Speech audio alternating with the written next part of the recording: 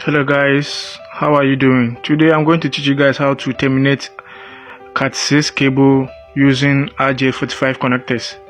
So this is RJ45 connectors and this is our network cable Cat6. Okay, so this is how Cat6 look like, and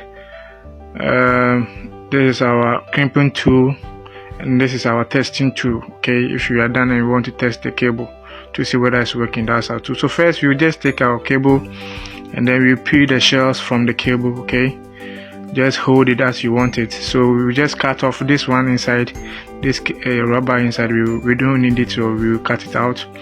It's left with the cable. So we will arrange it according to the color coding I will give to you guys. So this is the color coding. Okay, so this is what it is usually used. So arrange your cables according to this color coding, right? Light orange, pure orange, just as you see it here. Okay, so as you can see, I've arranged mine exactly like the color coding.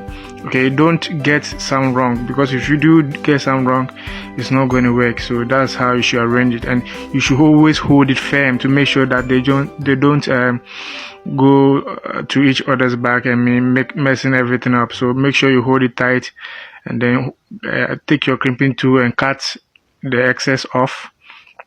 Okay, to the point that you think is actually good for you, and always make sure you hold it tight. Okay, as you can see, and you take your RJ45 connector, okay, and you hold it like this. As you can see, the whole inside is 8, just like the cable is 8 pieces. So as you see, don't hold it like this. Okay, it's not right way.